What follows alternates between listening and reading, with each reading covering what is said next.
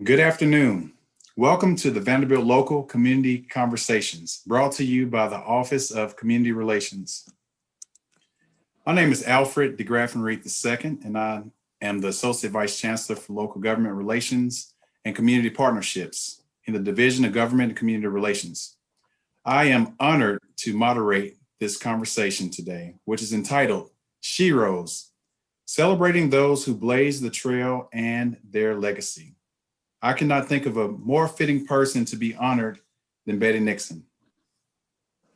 You all saw the flyer in the MyVU article, I imagine, but I do want to say a few words about her background before we get to our panelists.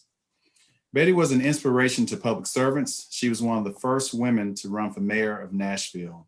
Betty had a distinguished 12-year career on Nashville's Metro Council, including being the first woman chairperson of the Finance Committee. She was also the first woman to manage a statewide campaign in Tennessee. She was integral in the preservation of Belmont Hillsborough and Hillsborough West End neighborhoods, and a historic marker soon will be dedicated in her honor. And if you happen to drive by the house, you can see it because it's already up. Betty worked in Vanderbilt Community and Government Relations from 1990 to 2007. She began as a special assistant addressing policy issues and working to build partnerships between Vanderbilt and K-12 schools and businesses to improve public education. She was the first to lead the Office of Community Neighborhoods and Government Relations during the reorganization of the Division of Public Affairs in 2000, now known as the Office of Community Relations in the Division of Government and Community Relations. I imagine that you will hear a lot of common themes throughout this discussion today. Trailblazer, civic and community leader, pioneer, women's rights activist, friend, mentor, and neighbor. Our panelists will elaborate more, but I'd like to take a point of personal privilege to tell you about the first time I met Betty. I was on my first campaign in Nashville, and I happened to go to a Christmas party. I did not know what to expect. I definitely didn't expect to see half of the city inside of her home. But as I walked in, Betty was so interested in knowing who I was, she made me feel like I was the most important person in the room. That's just the type of person Betty was. I had the privilege of working with her a little later on another campaign where she hosted a Christmas in July event for Mayor Dean. And she introduced me to something that I will never forget. It was chocolate chip cookies with bacon. Now, I love chocolate. I love cookies and I love bacon, but I never had all three of them together until Betty made some cookies for us and we enjoyed and we planned that great event. And before I move on, I want to just also say the conference room in our office at 2007 Terrace Place is the Betty C.Nixon Center for Community Connections. And most of the community meetings that we have on campus are located right there at the long conference room table. Now, I have three quotes that I want to share. The first one comes from Mayor Carl Dean. Betty was a force for good in Nashville, highly ethical and extremely smart. She paved the way for many women to succeed in Nashville politics. I will always remember her sense of humor and her grace. The next quote comes from David Mills. Betty was a ferocious advocate. Her ownership of Nashville was complete. She was a brilliant thinker, strategist, and doer. Her vision was not limited to women, it encompassed everyone. And the last quote comes from Marilyn Robinson. Betty liked to get into good trouble. She did what she thought was right without regard to pushback. I admired Betty because she followed her own compass. So those were, I'm sure we could have a lot more quotes from everyone on here, a lot of family and friends on here this afternoon. But at this time, I'd like to introduce our panel. First, we have Davidson County Clerk, Brenda Nguyen. Brenda is a Nashville native and a graduate of Pearl High School. She's a double tiger, receiving both her bachelor's and master's degree in business administration from Tennessee State University. Brenda was appointed Davidson County Clerk by the Metro Council in August of 2012, and she was elected County Clerk by the voters of Nashville and Davidson County in November of 2012, becoming the first African-American female to win an election to a constitutional office in the county. Brenda's no stranger to community engagement. Before her election, she served as the director of community outreach for Congressman Jim Cooper. And prior to that, she was the first director of the Mayor's Office of Neighborhoods for then Mayor Bill Purcell. Before joining the mayor's office, Brenda spent 9 years at Meharry Medical College, where she served numerous roles. Next, we have Laura Smith. Laura currently oversees legal matters, government relations, strategic planning, and community involvement for NES. She has not only displayed exceptional leadership within NES, but has also proven herself to be a leader throughout the Middle Tennessee community. In 2019, Laura served as the president of the Nashville Bar Association, the largest metropolitan bar association in Tennessee, with nearly 3,000 members. Welcome, Laura. And last and certainly not least, I'd like to welcome and introduce Sandra Sepulveda. Sandra is the first Latina elected to the Metro Council of Nashville and Davidson County, representing District 30. She is a child of immigrants and has lived in Southeast Nashville since she was a child. She is a product of Metro Public Schools. She attended Haywood Elementary, McMurray Middle, and Overton High School before enrolling at Trevecca Nazarene University, where she worked 2 jobs to pay tuition. She graduated with a degree in history and political science. Sandra previously worked as operations director for the Tennessee Democratic Party. So I'd like to welcome each of you here this afternoon, and I, along with everyone on this virtual platform, are looking forward to the discussion. So I'm going to kick off the first question to you, Brenda, and Laura. I'll ask the same question.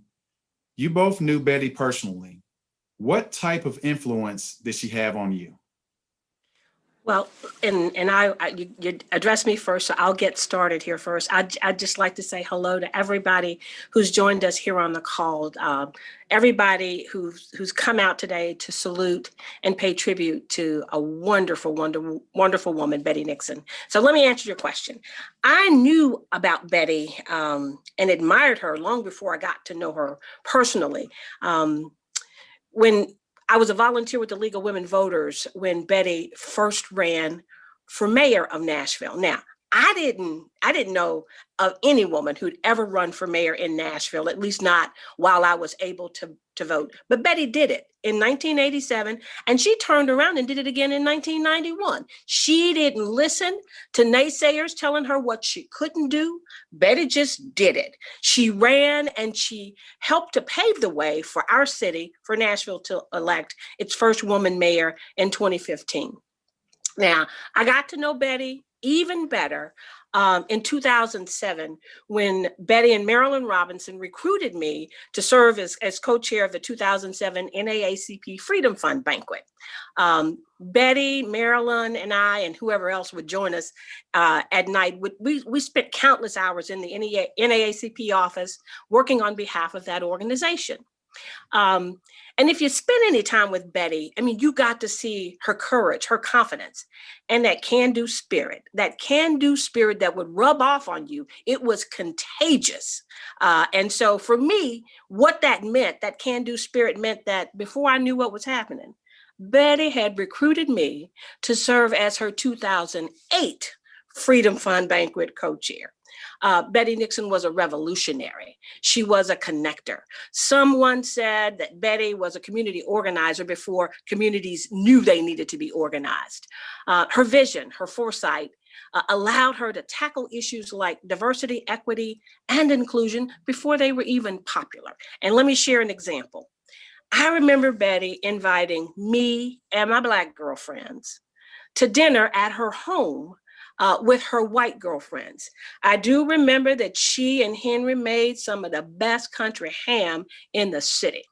And it was over those dinners that Betty built bridges in Nashville, not the brick and mortar type bridges, but the kind of bridges that broke down barriers as we women who were there and sharing dinner together were able to get to know each other better. That's how she impacted me.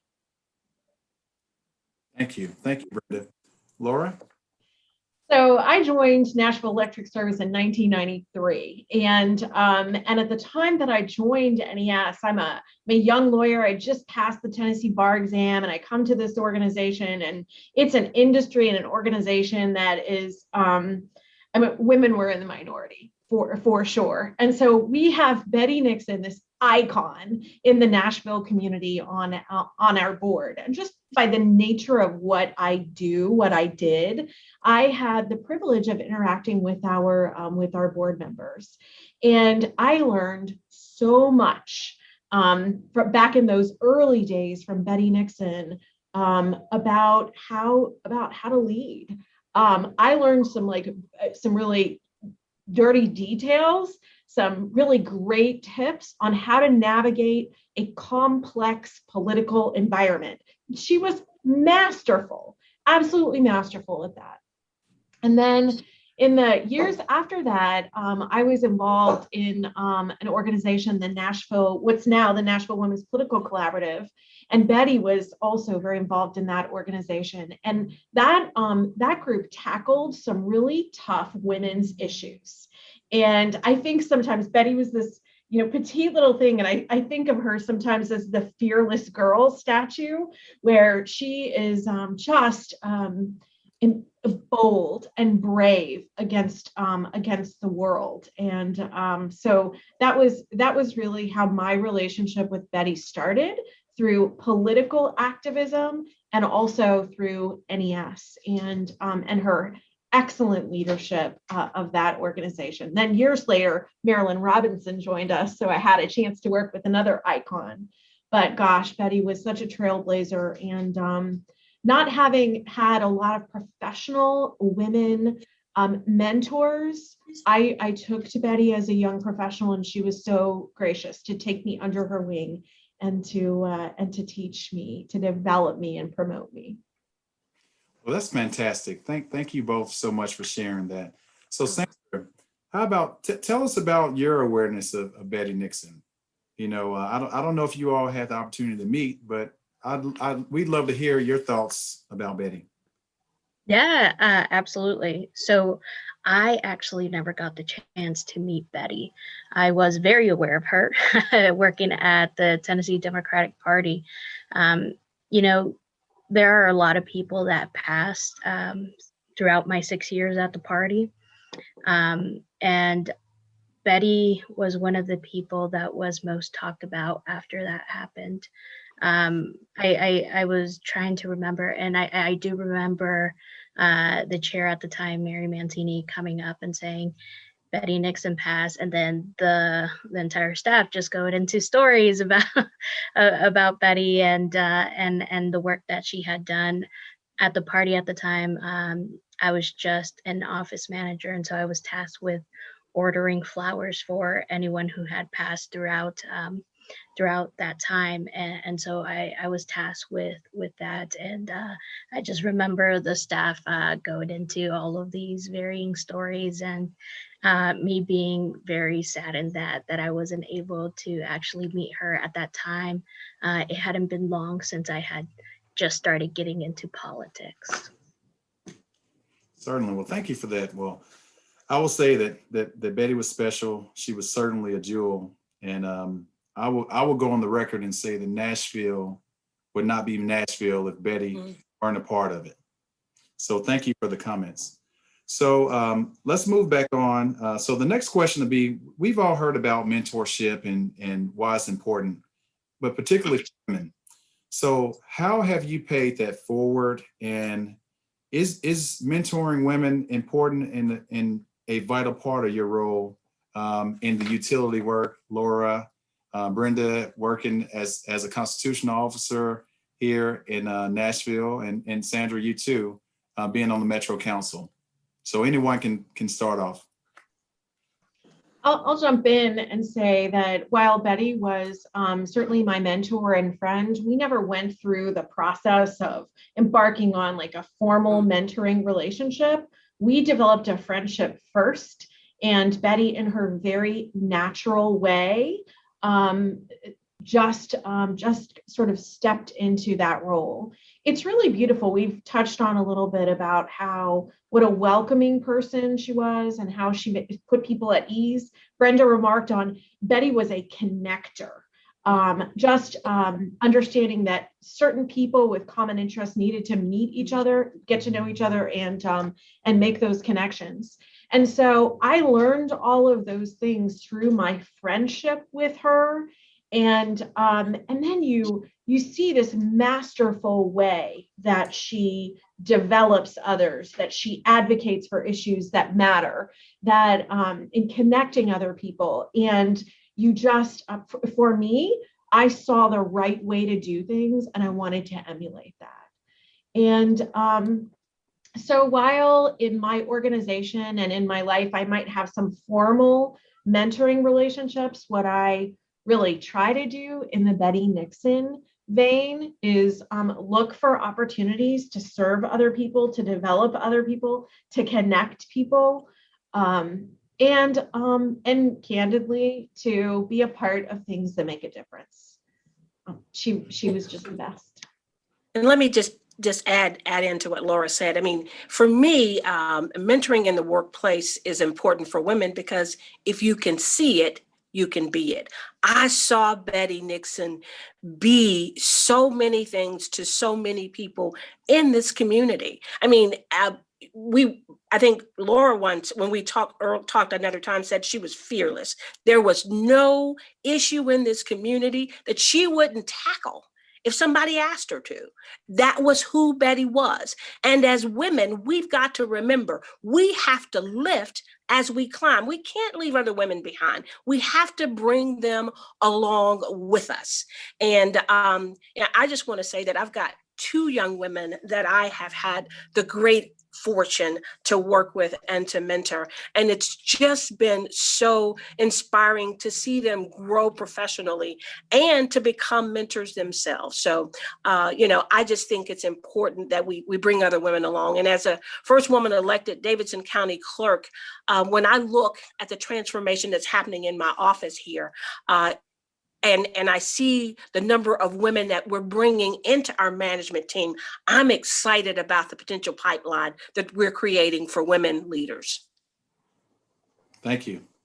So I'm a little on the younger side, so I haven't really had many mentees, I have worked with a lot of young women who are around my age, and I consider them more peers than anything. But now as I'm starting to get older, I have found that a lot more young women, and specifically young Hispanic women, have started reaching out, wanting to learn more about politics. And I'm very open to having coffee with them and sitting down and talking to them about just how some of the systems work and some of the barriers that they might face, and not just in politics, but it's very unique being a woman in a room full of men, and then another thing being a young brown woman in a room where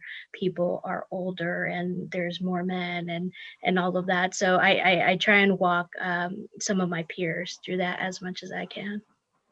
Thank you for that.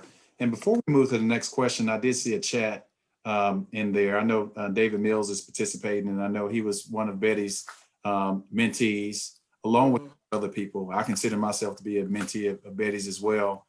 And also Brenda, she mentioned the pipeline is important, but Brenda, I will say when she became clerk, she opened up a slot in Congressman Cooper's office, and I was selected to follow in her footsteps. So I just remember how Brenda would meet me and say, look, let's take as much time as you need for you to understand how the federal government works. So, I mean, just wanted to point out, just like David Mills' comment went earlier, that she just wasn't about mentoring women.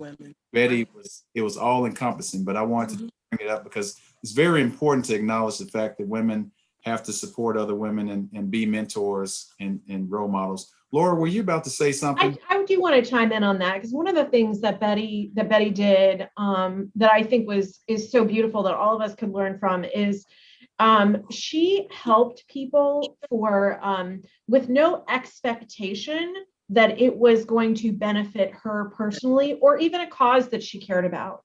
So sometimes Betty would interact with someone and something about that person inspired her to make that connection, to help advance them, to encourage them, to enlighten them, to connect them.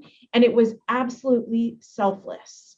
And it's a beautiful thing about her that I'd love to emulate that more and more. Thank you. Thank you so much. So Sandra, let's go back to you. So for the first time in Metro's history, the Metro Council is comprised of half females. So tell me about that and how has that been for you? And I also, you're the first Latina elected as well. So maybe you can take both of those together and give us a nice explanation of how you're enjoying being on the Metro Council. Yeah, absolutely. And I have to give a shout out to Council Member Allen, who is actually the chair of the Women's Caucus. And I think Councilwoman Allen represented the district that Ms. Nixon used to. And I think Councilmember Cash, who's also on, currently represents it. So yes, we are half women, and for the first time in history, we are a very historic council body right now. And you know, I've only been in the role for over a year now, and I can't imagine what it was like before, not having this huge group of women who are just trailblazers and who are so passionate about the work that they are doing. You know, as a caucus, the meetings that we have had, there are several issues that are brought up, and you need women in the room because there's certain perspectives that only can be thought of through lived experience. And I think that that's what having a group of 20 women mean for the council. We are better off as a city with this huge number of council members that have joined. Being the first Latina and the only Latina brings its challenges as well. You know, it's something that I think that Council Member Zulfat Suara would understand.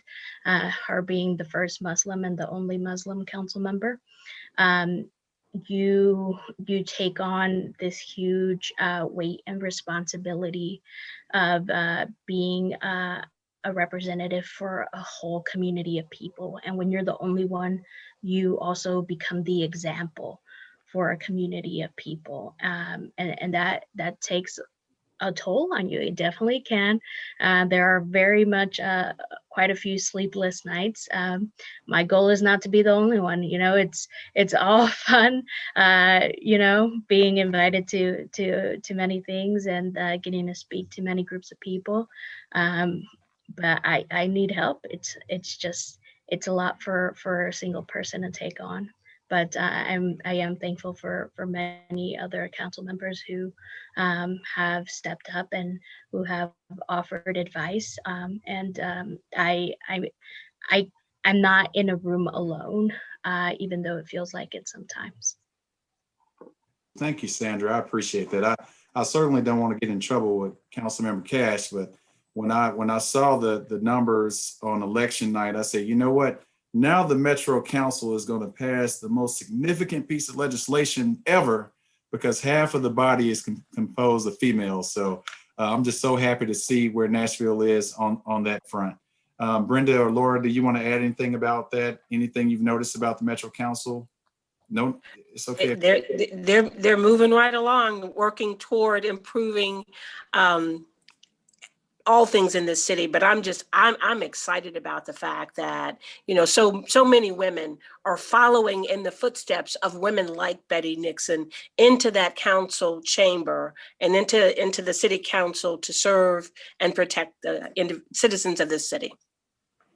I'll add also that back in the 90s, through the Women's Political Caucus, there were only, I think at one point there were 3 and then 6 women in the council. And Betty was a part of a planning session and one of the presenters at a planning session that was termed 6 out of 40 is not enough.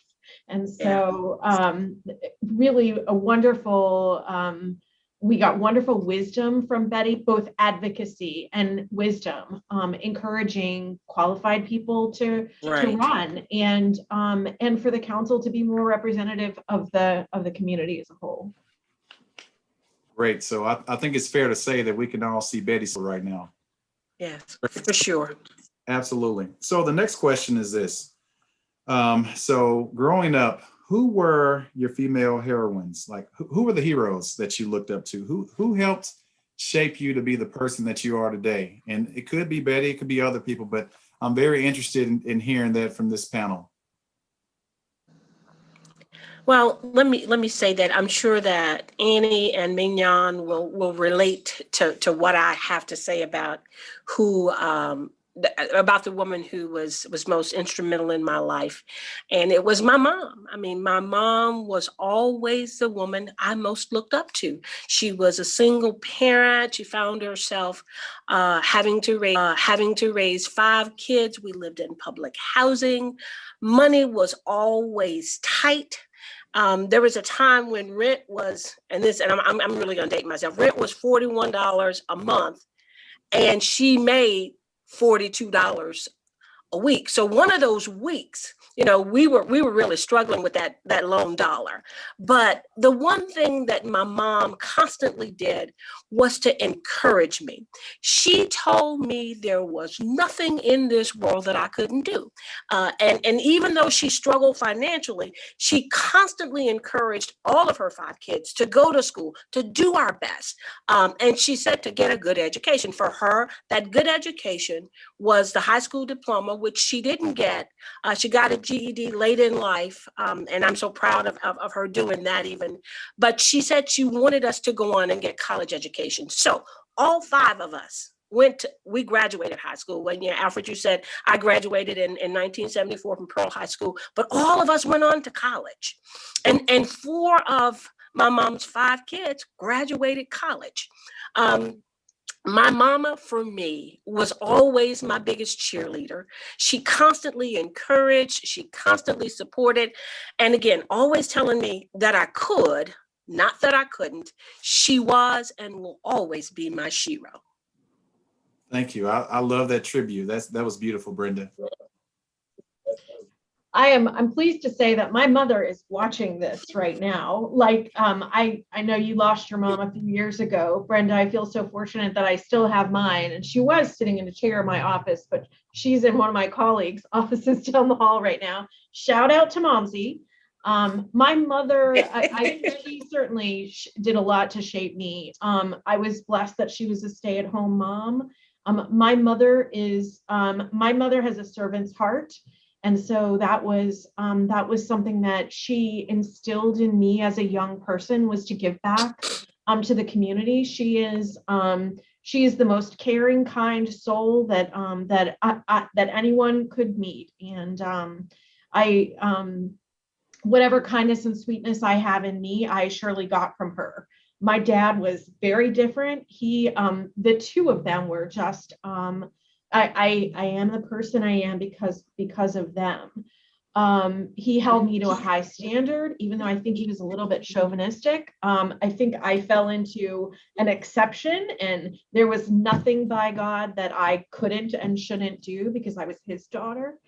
But the crazy thing about your question, Alfred, is I didn't really know a lot of professional women. I went to law school not knowing a single female lawyer until I got to law school. And so it was interesting embarking on this career where I didn't have any real female professional role models. And that's part of the reason why, reflecting back, I can tell you that Betty was so pivotal in my professional development, because when I come to NES, we have a 5-member board. We are a $1.5 billion a year organization now. And of our 5 board members having this incredible leader who was not just wicked smart and well in tune with the inner workings of the Nashville business community and the government environment, but who was also really committed to the community. So there certainly have been a great number of others, but early in my career, I would say Betty was so pivotal. And yeah, so it's a big honor for me to be here. Thank you, Laura. Sandra? Yeah, continuing with the theme of moms. My mom is the person I aspire to be. She came to this country alone when she was 13, 14 from Mexico. And she has been a hard worker.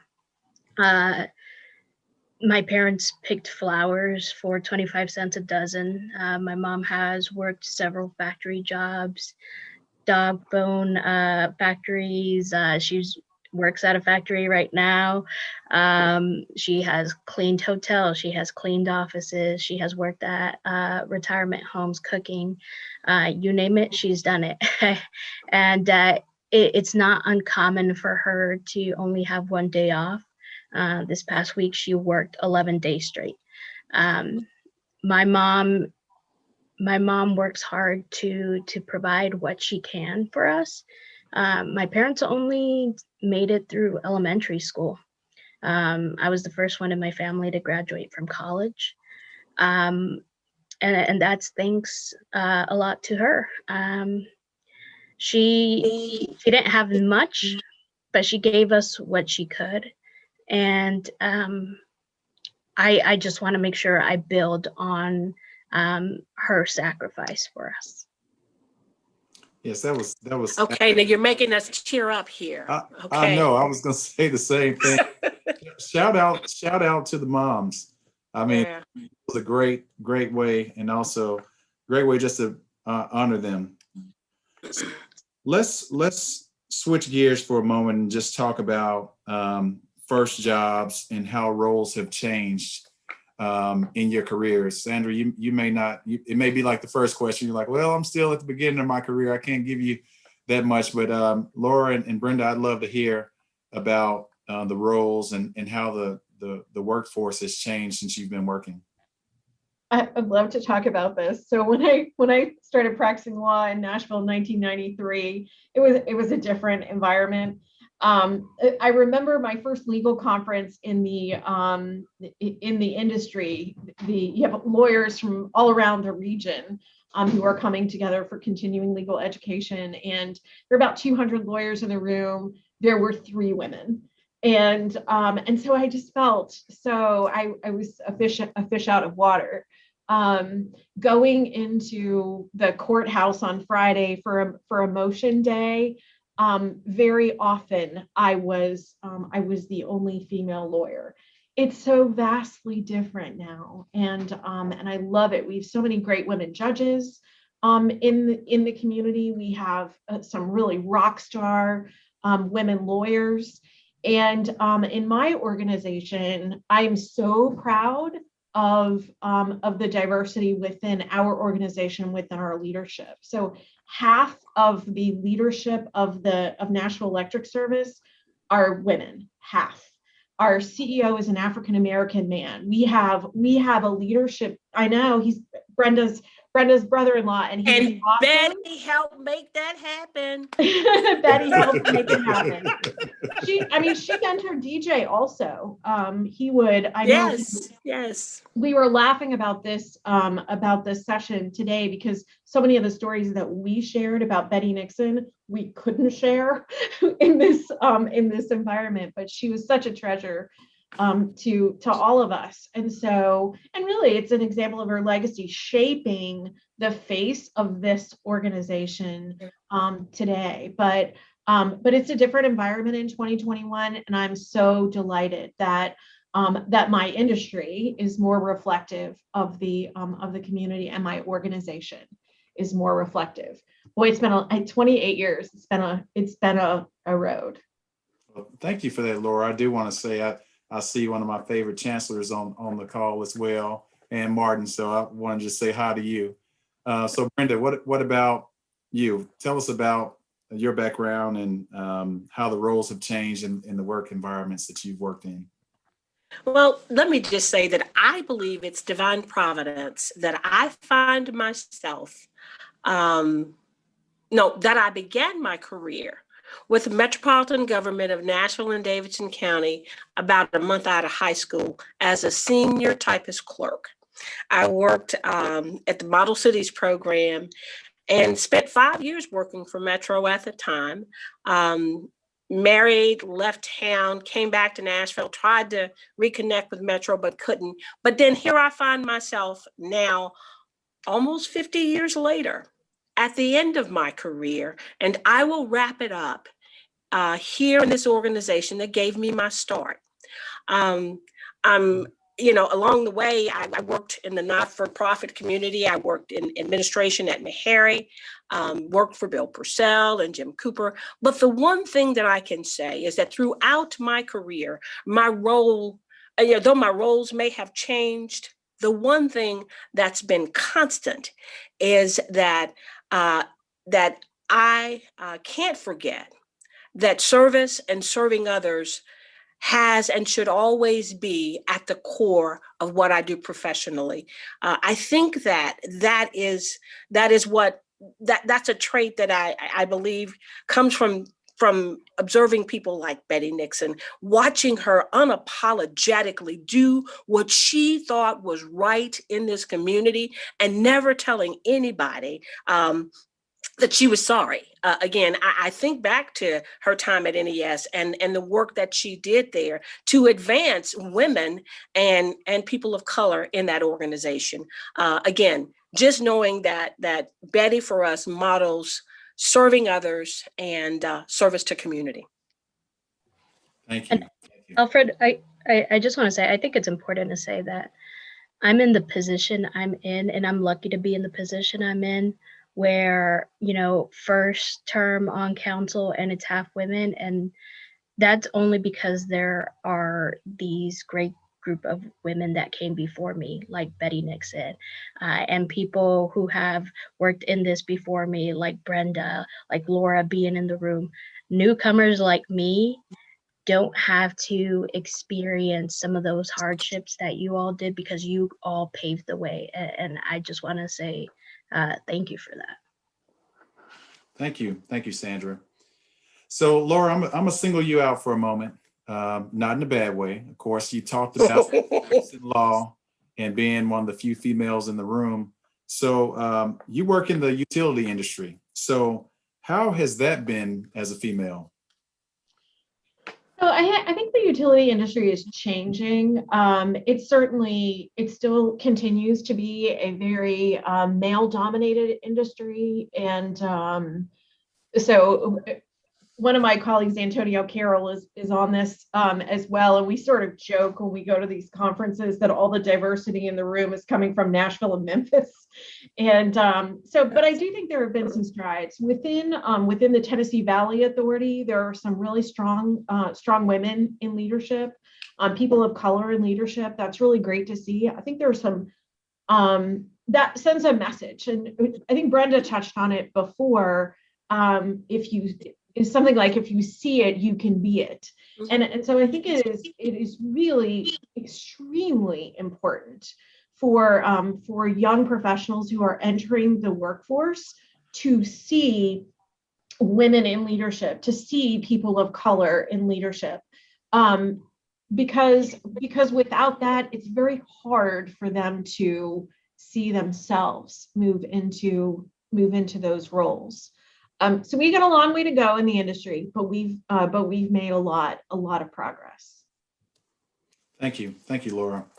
So I want to also just mention to everyone who's here, if you have any questions that you want us to ask, please put it in the chat box I hope you're enjoying the conversation so far.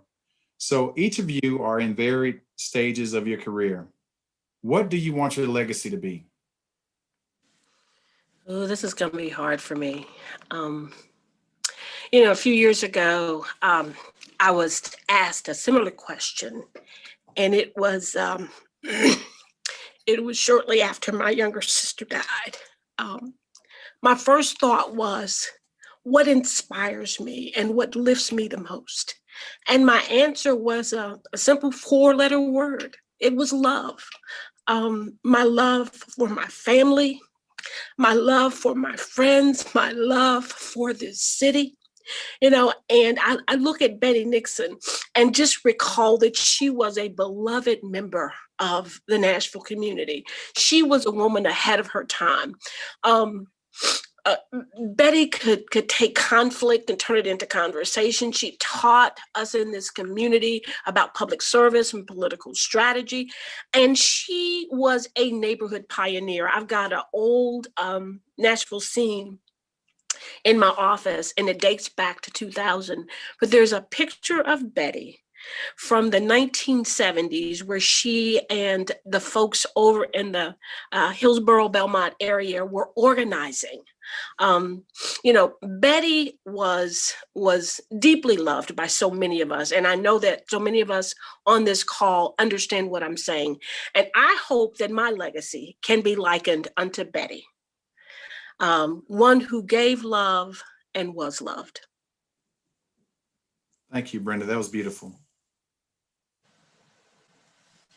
I think legacy is that's a hard one for me. I noticed for Brenda too. And I think for me, what I hope to do is plug in and involve myself with organizations and with people who are making a difference.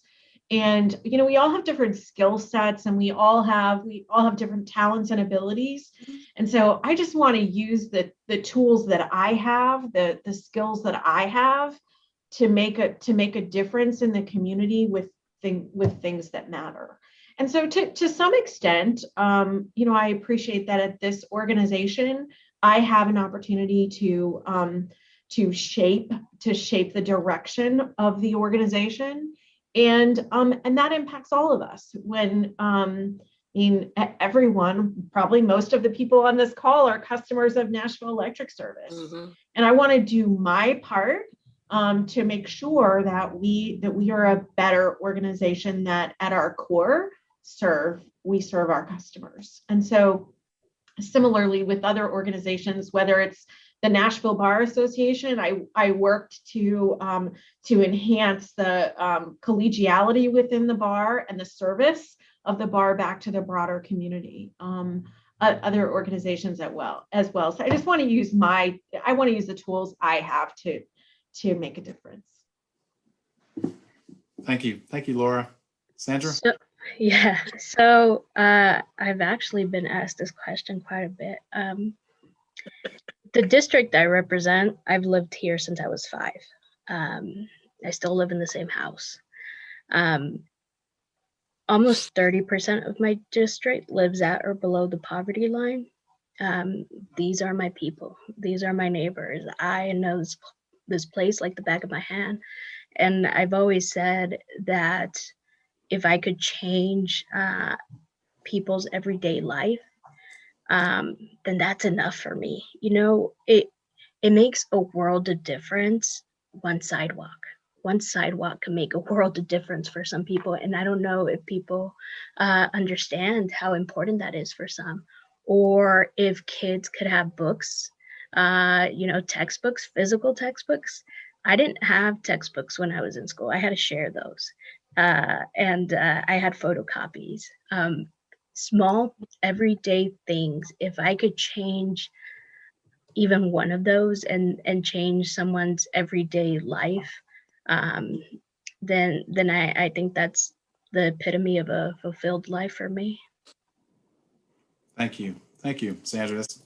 Thank you, Sandra. There's that Starfish Story with the little boy walking down the beach, and there are all these starfish, and he's pitching the starfish back into the water because they're roasting on the beach. And a man comes up and says, what are you doing? And he says, well, I'm saving these starfish. And the man says, well, you can't possibly save all of them. And he looks at the one in his hand and he says, but I can save this one.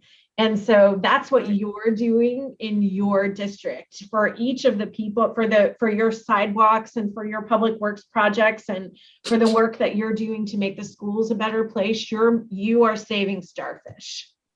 Thank you. I've never heard that story.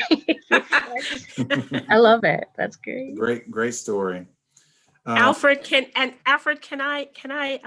just want to lighten the moment a little bit. You know, I'm sure that there are tons of people on this call who have their own special Betty Nixon stories. Laura and I shared one when we talked, I think with you, and it was the fact that Betty led a protest where when she was younger. Yeah, so back Laura, did you? Yeah, in the civil rights movement, Betty's father owned a restaurant in the Nashville community and it was segregated. And Betty led a protest at her dad's restaurant to advocate for desegregation. And it's who Betty was. Again. She was a revolutionary, a woman ahead of her time, you know, focusing on diversity, equity, and inclusion when it wasn't popular. That was Betty Nixon. Yeah, that is a beautiful story. I appreciate you all for sharing that because I hadn't heard that one until we talked the other day. I do mention that, you know, our office has been talking about, you know, how can we properly honor Betty? We've been talking about this for quite some time. We just didn't make this up a month ago and say we want to do it. So we really, COVID complicated a lot of it. So we originally intended to do something in conjunction with the historical marker. We were going to do something at that point. But this is just the first conversation that we're having because we intend to offer a Betty Nixon Award to someone, a civic leader, annually start next year. So before we did that, we wanted to have this conversation first. So we're looking forward to it. And we see everybody, we see a lot of people who are on the call right now, and we may ask for some advice on nominations and things like that, but that's something that we're committed to doing and we look forward to doing it. So you actually took my question, Brenda, about the Betty Nixon story, if you could share one. But I do want to say this. I want to just first thank a lot of people for joining us today. It's very telling that we have a lot of people from Vanderbilt University, former colleagues. I know I see Gail Carr-Williams on here, who worked in the Office of Government Community Relations. I see Mary Pat Teague. I see the entire team from Dyer Observatory. I see OSHA Lifelong Learning Institute. We have people on from the Office of Federal Relations. That, you know, that doesn't happen every single day when we have community conversations. We have council members, we have judges on here, we have Nguyen, Hillsborough West End Neighborhood Association. Thank you, Jessica, for sharing with the community. You know, this has just been such a remarkable. I see Miss Brenda from Edge Hill community. I see Joyce Searcy. You know, she made a comment earlier that said, you know, when she took the job at Belmont, the first person she sought out was Betty Nixon. So she talked to her. You know, I saw a beautiful quote in the newspaper that said, if you wanted to do anything in Nashville, your first stop was to Betty Nixon's office or to her house. You know, I didn't realize until Ann posted this a moment ago, but those homemade rolls were made by Betty. So not only did she host a big party for hundreds of people, she did all the prep work. It wasn't catered.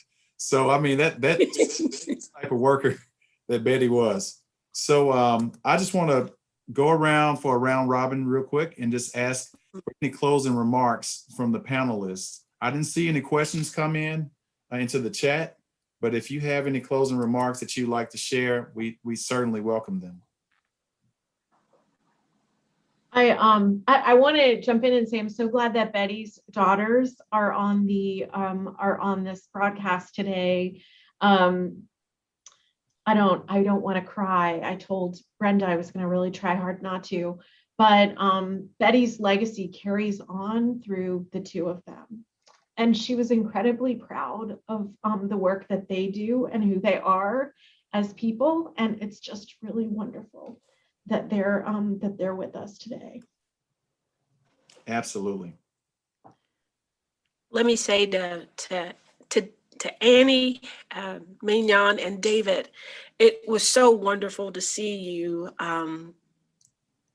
join the call, and I'm just honored to be included in this conversation about Betty Nixon. She meant so much to so many of us, and her memory lives on. I got a special opportunity. Annie and Mignon know what it is, and it's a Grey Volvo.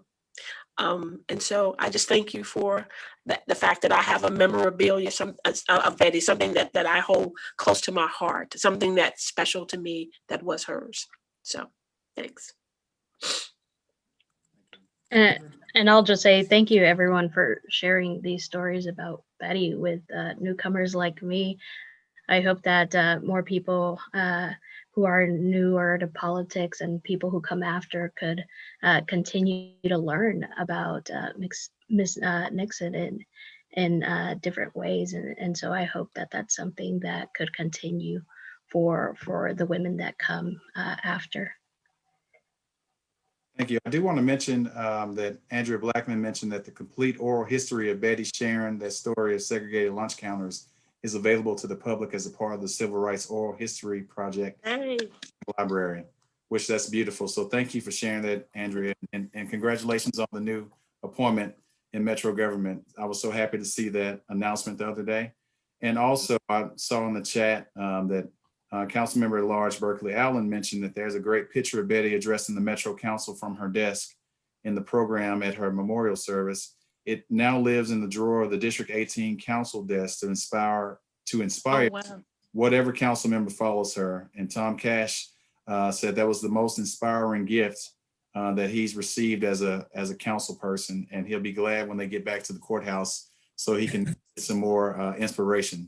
Kind of sounds like that Martin Luther King Jr. quote where he said he came to Nashville to gain inspiration. So I'm happy that that's inside of the desk. So I just want to, again, thank you all for joining us this afternoon for a quick conversation, a very well thought out conversation about someone who meant so much to us. You know, we are so excited to be able to go into when we can go back into the office, to be able to get into the conference room, because it's a beautiful picture of Betty standing in the hallway of the house, and she's looking down at the camera. And it's one of those pictures where you know that she's making sure that she's holding us accountable so that we can do the right thing for our neighbors and the community. Mm-hmm. So again, thank you all so much for joining us. This conversation will be available on YouTube, and it'll live in perpetuity, hopefully on our website. But this has been a great inspiration to me, and I'm so thrilled that each of you could join us. And again, I want to thank the panelists for being here and providing excellent dialogue. And I also want to thank the Office of Community Relations team, our events team, who puts these conversations together. Your work is not unnoticed. And last and certainly not least, thank you to VU Communications and their team for hosting us on this virtual platform and for helping us with our articles.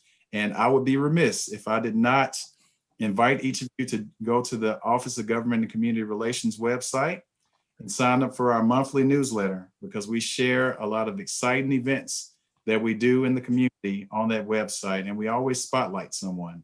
So thank you, and we hope to see you again soon when it's safe to do so.